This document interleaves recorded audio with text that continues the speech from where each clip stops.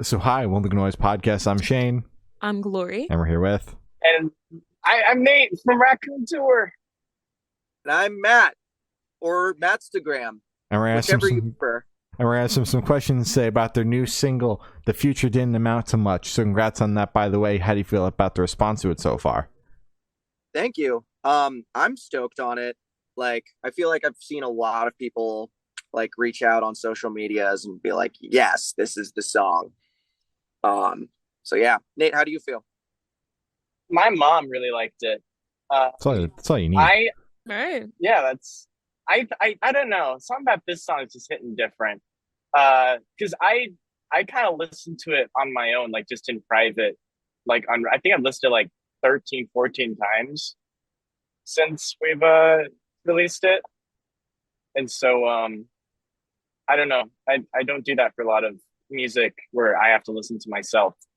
But I don't know. This song just kind of fucking slaps. I really love this song. So true. I mean, it absolutely does. It makes so much sense. Touring together on the same label. Why not just fucking do a song together?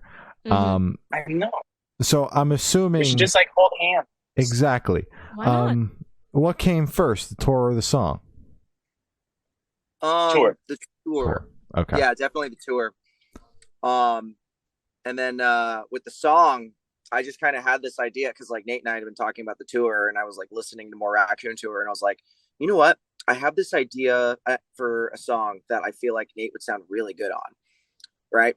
And so I made like the first 2 minutes of it. It like the like screamy part in the middle of it. It ended right there, right? And I sent it to Nate, and he goes, "Let me get back to you on this." And then he sent me the other two, like half of the song, and I was like, "Yo, that's the song." Like that's the song, and it just kind of came together like that. That's awesome. Yeah, I didn't really expect for it to kind of be like you guys, because it kind of feels like I Surrender written all over it. Like this is something that Rob and Gabby would be like, this is how you promote the tour.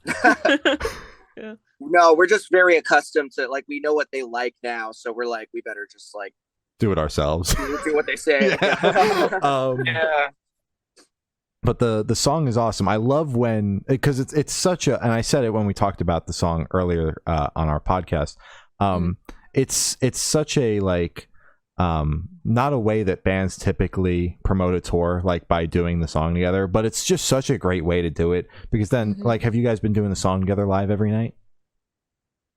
We did for the first time last night, and both of our throats were blown out. It was awesome. Nice. That's Hell the way to yeah. do it, man. But like that's just like as a fan of like live music, that's the shit that I eat up. Like when the bands come out and do songs together. So I love it. We're packing the calories, baby. Fuck yeah. It's not coming to the East Coast though. So Yeah, fuck you guys. Oh, Being all expensive and too far away and super great, and now I wish I lived there. so is there any meaning behind the song title or cover art? Ooh. Why don't you take the cover art and I'll take the title? Hell yeah. Can I talk about the cover art? Yeah. To be honest, the cover art kind of just came out accidentally. I absolutely love the work that Sarah Renyers makes. She's the person who does all of our artwork in the band. And I missed my exit, god damn it. She does all the artwork for Raccoon Tour. And basically, I just sent her over this idea of like, hey, what if we had all of our characters? Because Matt also has this great little animated like cartoon character too. And so I was like, what if they're hanging out and they have like weapons and they're being threatened by the forces of capitalism, like Amazon and Facebook and Airbnb, that is currently ravaging my city, my home city and stuff. And then Matt sends over this fucking song and he's like, hey man, here's a song about capitalism. I'm like, god damn, you know, it'd be cool if we took this tour poster and made this single poster. And we were like, holy shit. And then we like peed our pants and it was awesome. a lot of Hell pants yeah. peeing going That on. was a beautiful moment where everything. It just was a came beautiful together. moment. Yeah. You really are not friends with subbing until you both have peed your pants together simultaneously. There's a lot of pants peeing going on Bro, backstage. I'm wearing 2 pairs of pants right now, and I peed both of them. Dude, Just I just have an a whole excitement for this nasty interview. pants bag. Yes. Yes. Because of the interview. Yeah, totally. No other reason. Song title? Title. Yeah. So really the title is just exactly how I feel. Like I kind of came to this point recently where the movie Back to the Future 2? Of course. So you realize that when Marty McFly goes into the future, that is now the past, right? Like the point in the future that he goes to in like 2019 is now the past for us. And I was thinking about it because like you watch that scene and you're like, whoa, like the styles are really cool and there's like hoverboards and all this crazy stuff. Yep. And then you kind of take a look around here and it's just like totally like two Americas, you know?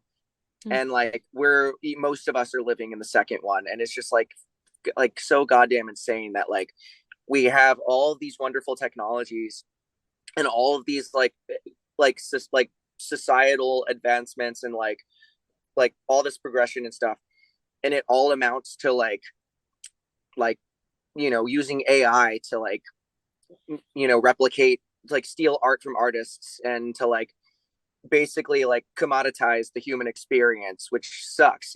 Like I think that the conversation right now is that a lot of people believe, and I personally believe too, that we should not be commoditizing the human experience. We should be commoditizing all of the things that suck about the human experience, and we're just going totally the opposite way with it.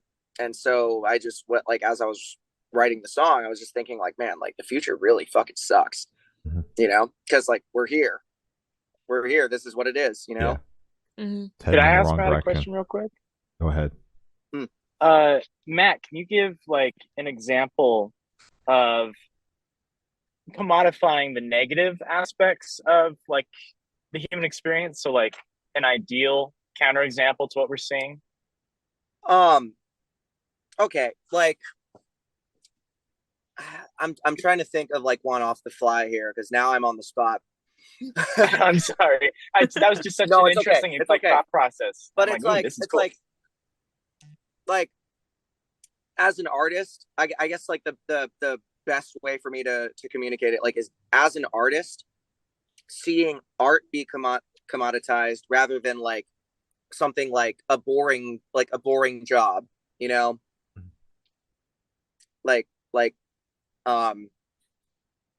like for instance, like why do we need bureaucracy? I guess. Does that make sense? Yeah. So like we should let pure things be pure, something like art, while shitty stuff like an office job. I think we should not conflate the two in terms of like ways that we need to get basic human resources. We should not suck the joy out of this stuff. And I understand. Let me backtrack a little even further. Well, not backtrack, but like let me even like take it a little further and say the fact that the wealth, the wealth divide is destroying any semblance of a middle class and just putting like this many people on top and this many people on bottom, when truthfully there should be more than enough for everybody. The fact that when you say something like I would like to commoditize the boring parts of the human experience, people are like, well, what about our jobs and stuff? And it's like, well, what if there was enough to go around to where like we didn't need to like waste our time with these fucking like factories and shit, Does that make sense? Yeah. I'm using a lot of do we really need here, like factory and whatnot, but I mean, yeah. Do we really need this many variety of cereal? Right. And does Nestle really need to like package water and like take it away from like the rest of the world and sell it? Do we really need that many different water brands though? It's all just fucking water. Right. Yeah. I don't know. Have you compared to Sani Aquafina though? Both of those suck. Personally, I just like the Sam's Club water because it's 40 waters for $4. You can't beat that anywhere else. Oh, that's awesome. Yeah, exactly. I like that kind of water. Bargain water. And hell on yeah. the cereal, as long as there's Cinnamon Toast Crunch, I've never had it, but I'm assuming it's the best cereal. So as long What? as that's there. Why like- would you pick that? I like cinnamon. That's why. Have that. Have some I Cheerios. can't argue with that. That's all we Yeah. need on the shelves, man. None of those other shit. Cinnamon. No. All right. Yeah. That's fair. So can you tell us a little bit about your writing process for this song? I'll let Matt start. I wrote 2 minutes of a MattstaGraham song. Nate wrote 2 minutes of a Raccoon Tour song, and we kind of meshed them together like chocolate and peanut butter. Goes together though. Well, like, It was that's cool the as thing hell. is, like, we actually wrote both parts of the song totally separate. Mhm. You know? So, like, even the Mhm. parts that, like, Nate features on in, like, the beginning of the song, like, I had written those already, and I was like, sing this part, it would be tight. And then he just had, like, this, like, I don't know, Nate, what was it like for you? So you sent me this song, and you were like, "Hey, man, I'd like for you to sing on this and that kind of thing." And I listened to the song, and it kicked ass, and I was super excited. Oh, stop. It's just as I was listening to it, I'm like, there's kind of this undercurrent of sadness that I'm picking up on, but I kind of want to highlight that a little bit. I remember I was listening to it while I was on the phone with you, and I said, "Hey, Matt, I'm kind of like visualizing a totally different song right now." And I said, "Give me like a week and I will send you like a GarageBand demo of what I'm thinking." And that's God. 1 week later, I was pitching it to my band. We recorded it in our bedrooms and stuff. And I submitted it to Matt purely with the expectation that, like, you might hate it, and I don't want to trounce on this thing that you started, but at the same time, I really have my fingers crossed that you'd enjoy it. And so because of that, God, I shot it to you, and apparently you liked it. Hey there. There much we go. nice hair. Oh, hey! Hell Hi, yeah. friends. You look Oh, like boy. you're, like, right around. I see you, dude. Dude, we're about to do like a cool inception here. Oh my Hold on. god. Someone has to mute their mic or else it's gonna do the Yeah, The it's loud gonna get thing. goofy. Neither of us are muting our mics. I will mute mine. I will mute Thank mine. you so much. Oh, my God. This is oh great. my god. Hello. Hey, let's check it. Which one do I Oh look my into? God. All right, I'll look into yours and you look into mine. Okay. This Okay. is fucking weird. Cool. Do you guys want Has to this do ever it together happened now before? and someone leave? Because my brain's going crazy right now. All right. I'm gonna mute mine, and let's just hang out on yours. Cool. Well, actually, I have AirPods in. Never mind. That's not what's You gonna stay happen. in here, Matt. Yep. Okay. Bye, Nate. See you in a second. All right. There he is. Okay. There we go. Awesome. Bam. All right. Let me throw these bad boys in here. We're talking about capitalism, how much it sucks. But yeah, let me put my AirPods in. Tell you all about it. Tell you all about how capitalism my sucks. Apple brand AirPods. Can we go to the Master Band? Yes, we can. The Master Band? All right, Oh, hang on. Is that alcohol? beautiful. Drinking and driving? That's illegal. No, it's probably Dayquil. Nice. Oh. Yeah, I had a little like throat thing going. Not COVID. I tested. We're good. Good. But yeah, I had a throat thing going, and like I blew my voice on like night one, and I was like, you know what? Like I'm just gonna play it super safe, Mhm. get all the shit, and full send. And you Oh, yeah. still blew your throat out. And I'm continuing to blow my fucking voice every single night. Damn. Well, I'm glad that everybody's together now, because in my head when we scheduled this is how I thought it was going to go, because like you guys are on Yeah. tour. Figured you would all just Yeah, be that's where what I you're thought too, supposed to Nate. be. hmm That's why I was on a hurry to be here. Here's the thing. When you tour, but you have no money and shit, you kind of just work with what you have. And I have my gay little Prius, who I love.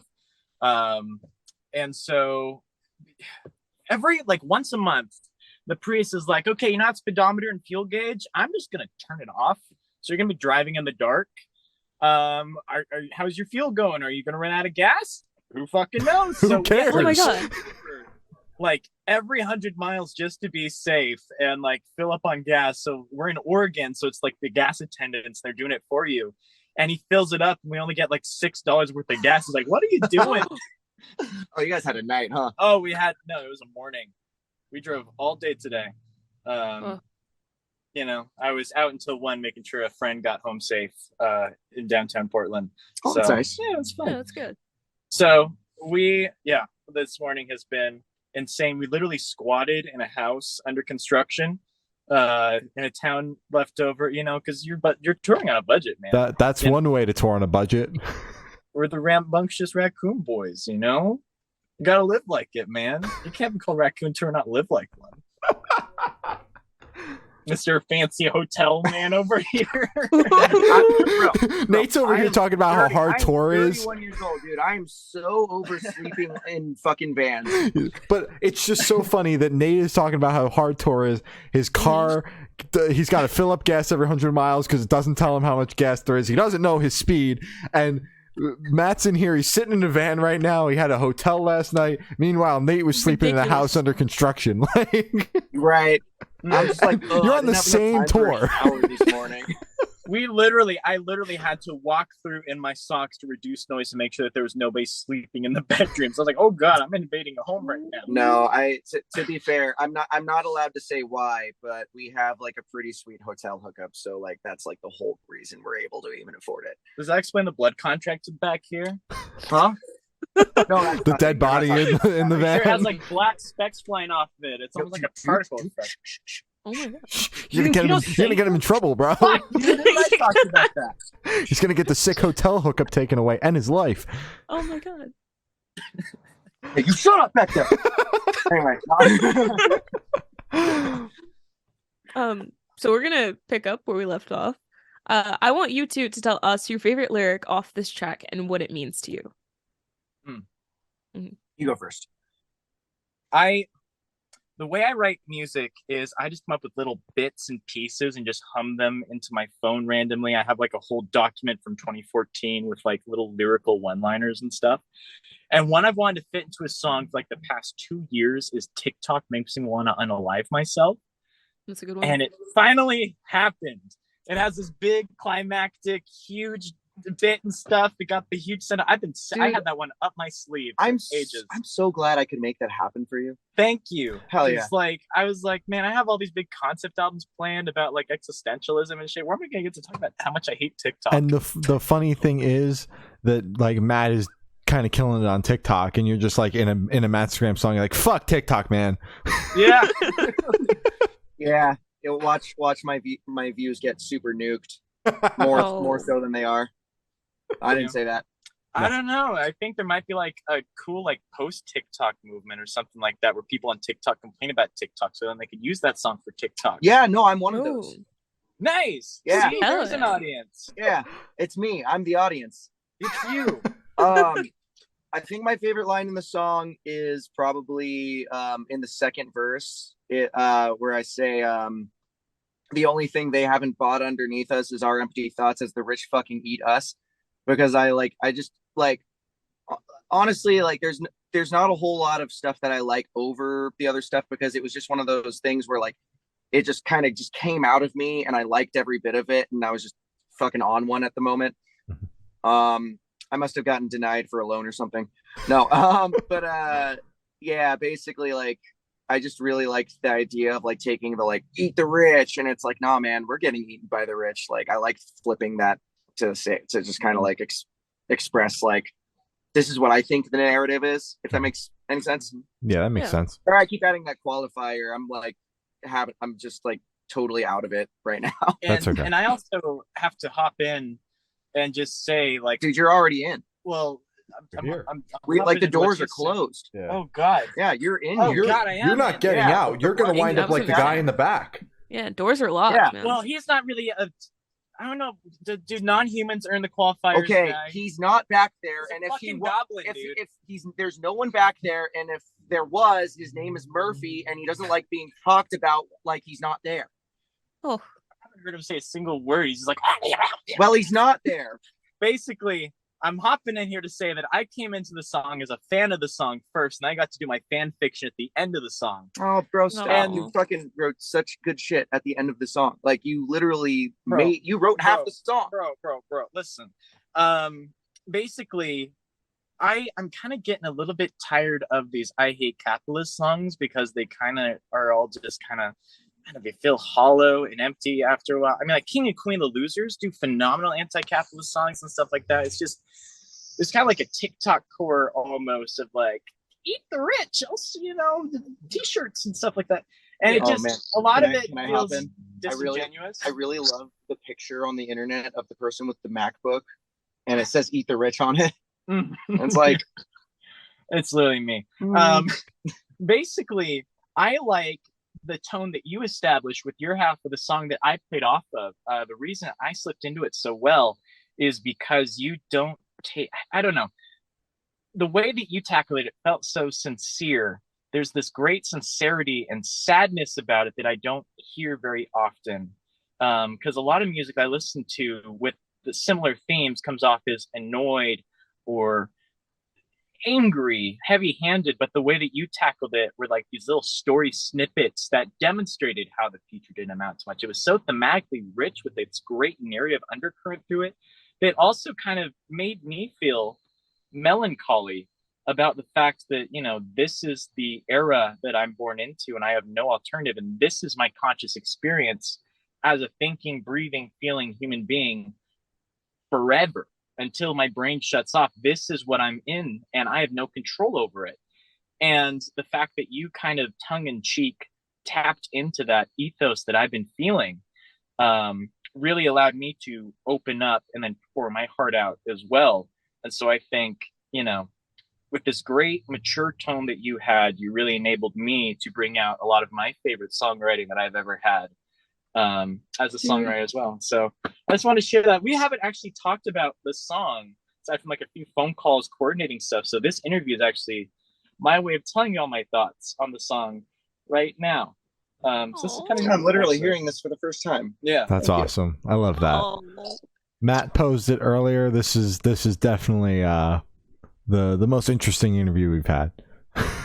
in a minute. Where we took a break to merge phones, and then talk to a Raccoon Tour fan. And now Nate is just telling you shit for the first time. And now I'm just like learning for the first time that Nate actually likes and respects what I have to say, which makes me feel really, really nice. Yeah, Matt and I actually have an announcement, by the way. We are expecting a couple more dates on this tour, actually. Yeah. That's so nice. Good job, guys. I hope you give birth to them soon. Mm-hmm. It's gonna be so painful. Holy shit! I carry I supply the genetic material for the dates, and Nate here carries the shows to term. Damn. It sucks, man. I'm so sick. Can't imagine. Nate got Rogered. I got shamed. My band members are looking at us in the van right now, like, what happened? Why have you taken over our space? Yeah. Oh. Sorry, guys. Would you like to meet one of them? Absolutely. About to. Sure. This is Cody. Who's that? Hi. Hello. This is Glory and Shane from the Good Noise podcast. Oh, what's up, guys? How you guys doing? are part of this. And this is Taylor. Hi. Taylor. Hi. I hit drums. Oh. Bye. I'm stashing my orange soda. Cool. No, man, come on. All Hang the out. heat. In my orange sweater. Cool. This is a very chaotic interview. This is It all is. over the place. So this question should be super, super quick. Off top of your head, I want you to describe the single for new listeners in 3 words. No more, no less. Both you have to do it. Chaotic, frustrated, big cheese. Gotcha. Did you say big cheese? Yeah, I couldn't think of a third one. But like that, Okay. it's one. It's hyphen. One, It's hyphen. there's a Yeah, hyphen. yeah. Okay. Just make Yeah, and Shane's not chiming in, so that passed. So we're good. Yeah. Oh god. Did it? My bass player just bumped into his girlfriend. Oh, look how gross they are. Yuck. Boo. Ew. Ew, 3 love. words would be MattstaGraham Raccoon Tour. Now you're probably listening to that and being like, "Oh, that's kind of cheating." But here's the thing, though, is I feel like it is an embodiment of a lot of our strengths as musicians. I think it is, as you described it, this great peanut butter chocolate of our styles are how we write, essentially, really kind of mesh together very beautifully. But I would also describe it as like Gen Z with a hyphen, sincere, and dynamic. Perfect. I am such a sucker for dynamics. You heard it here first. I'm approved by Gen Z. Yeah, man. I'm like, yeah, you got it. Your heart's in the right place. You're in touch, kind of. Yeah, I mean, like, lay off the like finger mustaches and the stay calm and blah blah blah. But other than that, and like maybe no more. You won the internet for today. I'm so oh brother. Yeah, I mean, I can have cheeseburgers, kind of making a comeback, but don't milk it too much. Yeah, no, it doesn't have to though. I did a thing. Also, keep that away. That one's good. I do so many things. I did so many things. And you will do so many more things. So is there a certain feeling or emotion you want this track to invoke in your listeners? Rage. I want people to hear this and get enraged and like be stoked to do something, because like eventually ideally, eventually, we are going to be the people that grow up to be the people in charge of the entire planet. Like, my generation is already kind of getting there. And I think you guys are doing an okay job for the most part, too. You know what? I think we're doing a pretty decent job at being, like, managers of, like, Levi's and, like, you know, like, Zoomies and stuff. Yeah, it's still living at home. You know, moved out of their parents finally. Yeah, it took us long enough. Yeah, 27 years, but that's okay. Yeah, it's fine. For me, this is the discrepancy. You can see the generational gap here. Mm-hmm. For me, it's melancholy, because your song made me feel melancholy. Well, your half anyway. They're kind of like two songs, I guess, just glued together. Melancholy for me, because I don't feel, this is sad, I don't feel like we really have the capacity to make that big of a difference. I think that the foundations and the infrastructure of our society, our economy, etc., is way too thick, way too built in. And basically all that we have left are just like these neoliberal tidbits of like, you know, you're doing good, just recycle your pizza box after you're done with it, you know? Yeah. And that's true. That's the extent of the difference that we can make. And unless we start engaging in like actual like eco-terrorism and shit like that, I really don't see anything changing all that much. And so for me, the song was kind of my way of just expressing my sadness and acceptance to a certain degree that, you know, while it's nice to say that we should rally and make a difference, I don't think that we I get that thought, because I feel that pretty heavily throughout the week myself. But I do agree with the idea that like I did mean to kind of convey more melancholy than like rallying, but like the idea in my head is like, I want people to listen to this and think of it like this is an honest like articulation of where we are right now, you know? And like you're right, like the thing, like unfortunately it's probably going to take something very big and very radical to make anything different. And I say, if I inspire even a couple of people to try, then maybe we have a shot. So what band or artist influence do you think you can hear the most in this track, if any? What do you think? Oh my god, have you seen Scream 5 No. with Jenna Ortega and shit? That hasn't even come out yet.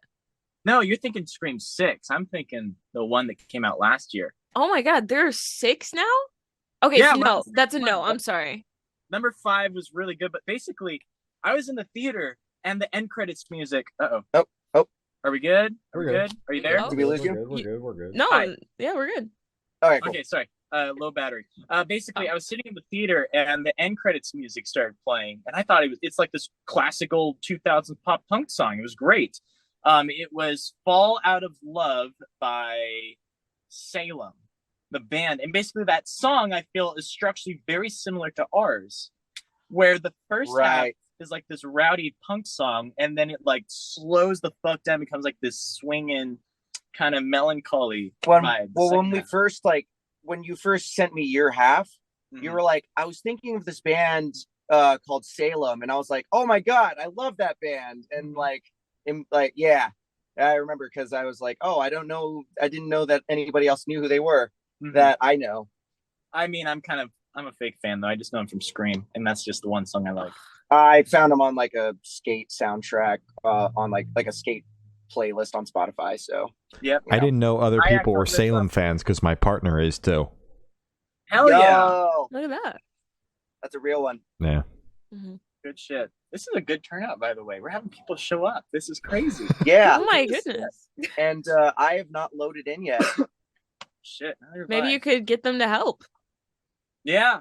We should call up our toadies real quick. Hey, many hands make short work. True. There you go. So what is your favorite memory that you guys made while creating this track?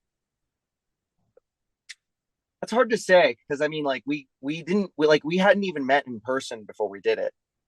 This is like our second time together in person. This is the second time I've ever seen him in the flesh. Yeah. And smelled him. Yeah. And felt close to him. I haven't showered in a bit, dude. Yeah, I know. No, okay. I think that like mine was just like when it was finished, and like I sent it, and I was just like waiting for the response, and like I also sent it to Rob and Gabby for My Surrender, and like we just got like check marks across the board, and I was like, yes, unanimous. Yeah. Basically how we did it was we made this shitty like GarageBand Logic demo, and I sent it over to Matt, and I was like, here are all the stems, just fuck with it, do whatever. And so you kind of recreated what we sent you to make it sound cohesive and good. And good enough. It sounds great. And basically, I was pleased that you didn't make any big changes. That was validating for me, because I think you're a stellar songwriter. But also, hearing what was in my brain so well articulated and recreated by someone who I felt really got the vision was awesome. That was so cool. And then like playing it for my bandmates and stuff like that, it's just a unanimous, holy shit, this turned out so good. Like we have been so excited with how good this has turned out, on my end anyway. I don't know about you guys. I can't speak for you guys, but we've been very excited. Yeah, it's whatever. Yeah, like I am a fan of this song. Yeah, whatever. It's too good. No, I will jump on that, and I'm gonna add my yes stands to this right now. Yeah. So this is my yes and is I often, like, as much as I love like writing songs and like, making something from the ground up, and kind of like I see it in my head, I put it on paper, or like whatever metaphor you want to use. Sometimes I feel like it's very limiting that I don't branch out often and work with other songwriters. And like Nate is an incredible songwriter himself. Like, honestly, like, dude, like, honestly, every Raccoon Tour song I listen to, I feel like I'm listening to a story. Like, it's beautiful. I am a genuine fan of Raccoon Tour. And like it felt like having not only this like an external source outside of myself like collaborate on this and make it better than it could have been, but like the fact that it was like a songwriter that I respected and admired, and like came together and like it like surprised me with like the second half was like, it was just like fireworks. Whole experience was fireworks. It kind of just came together magically. It was just kind of like a match made in heaven that I didn't realize. Yeah, we should kiss. You should. Yeah. That would be a great thumbnail. I'm just putting that out there. You have a point. Yeah. We'll do it privately. Yeah. Okay. Send us a picture for the thumbnail. I'll Photoshop it in. Yeah. That'd be great. Do like a really bad Photoshop edit of both of us doing a kissy face where it's like, obviously it didn't happen, but like, yeah. And then we'll put it in the title, Gone Sexual? Well, actually, so The far future didn't amount to sex. so far we've got Nate from Raccoon Tour and MattstaGraham talk about the future didn't amount to much. Nate gets canceled, gone sexual, because we've got the part that we had to cut out. There you go. Beautiful. Hell That's yeah. you know what? It doesn't ring off. It doesn't really like come off the tongue very easily, but it's a working title. Dude, we're not trying to get tongues. We're trying to get analytics, baby. Absolutely, Exactly. dude. That is what gets the views. Mm-hmm. Yeah. Hell yeah. Exactly. So since you guys are currently on tour, we have to ask, what's been the go-to gas station snack? Red Bull. Ass. Glory hole ass. I'm sorry. So we both just said the same thing. Yes. Yeah. I had a Starbucks triple shot French vanilla for the first time, and that literally saved my life. Damn. Oh yeah. Holy I shit. worked in a warehouse during COVID, and those things saved me, dude. Yeah, 180 million. Have you had the Panera like charged lemonade? I have not. That shit will I've end your heard- life. I've heard it's like pre-workout, No, it's like just like unregulated by the FDA and served in Panera. no, like if you're a doctor, like doctors, surgeons listening to me, if you have some like flatlining, just like throw some of that Panera lemonade into like the IV. Ivy. It'll wake him right up. Or if you just really want to party. Oh yeah. I saw Jesus. I was literally looking through Paneras on the way over here. There's like no Paneras on the route. Yeah, gas station. I would say like the most brutal energy drinks I can find. I guess Panera's cheating a little bit. Yeah. I don't know. Yeah, I don't know. I'm more of like a Wendy's $5 drive-through kind of guy. Fair enough. Fair Oh enough. yeah, respect it. Yeah. So on the topic of food, if your projects were a dish, what dish would your projects be and why? In particular, I think I kind of want to hear what dish this song would be. Oh, Do you have an answer? I have one. I have one. Okay, you first. All right.